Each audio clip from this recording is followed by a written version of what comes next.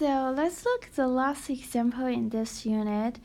In the last picture, 6 of them are going to stand in a circle, and the photo is going to take from a high spot. So in how many ways they can be arranged under this circumstance? So in other words, they are standing or sitting in a circle. So just to be clear, the following two situations are thought to be the same arrangement. So you can say Abby, in the left of Abby is John, and in the right of Abby is Cassie. And if you look at this again, in the left side of Abby is John, and in the right side of Abby is Cassie. So that is basically the same thing here. So you just pause the video for about half a minute and think it through, and I will tell you how to solve this problem. Okay, I suppose you already think it through, so let's solve this problem together. Also start with the problem type. So now they are going to stand in a circle, and there are 6 people here. So if you contrast the current problem with the previous problem, the current problem, the people are going to stand in a circle, but in the previous one, they're standing in a line. So what is the difference between a line and a circle? I guess the most biggest difference between a line and a circle is that if the people are standing in a line, like A, B, Cassie, David, Emily, Helena, and John, actually AB is the one who is the most far away from John.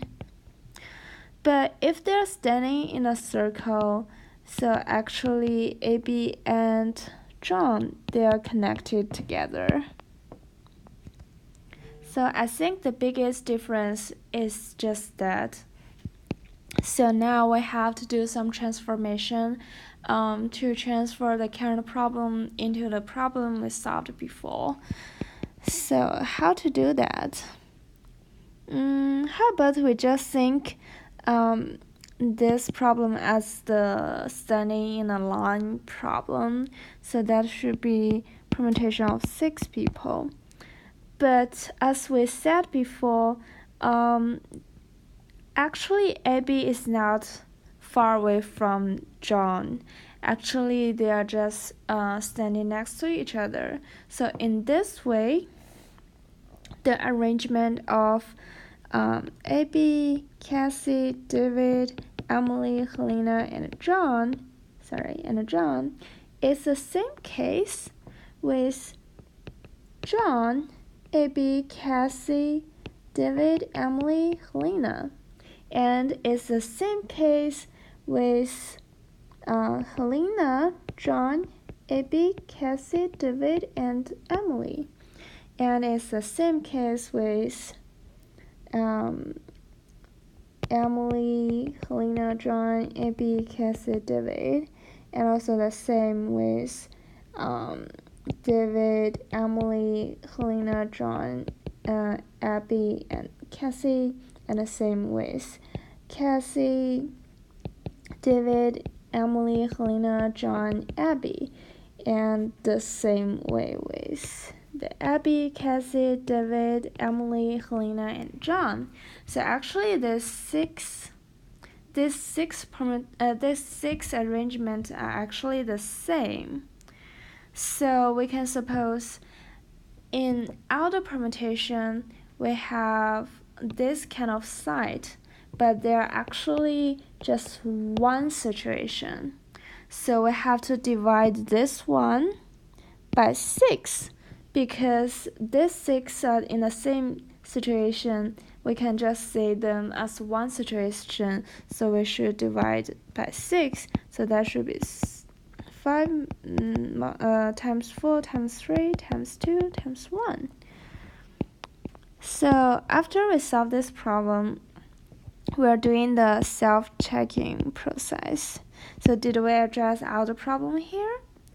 Yes, pretty sure we address all the problem here, and we do this kind of transformation and regard the 6 situation into the same one situation. So we did a pretty good job in this problem. And so in the future, we solve this problem by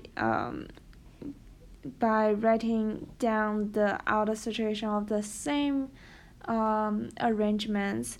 So we know that we can address this kind of problem in the future by first think this kind of problem the same as lining up or standing in a straight line problem. So that should be the permutation of total number, and you have to divide it by the number of n, because the number of n, because there are certain kind of arrangement that in a same it's actually the same situation, and the number of the kind of same arrangements is just the number of the people, because they are moving one position next, for example, to the right. So every time they move one position next to the right, one position to the right, so that is the same thing we are demonstrating here. So that is the same situation basically. So in the future, we know how to address this kind of problem.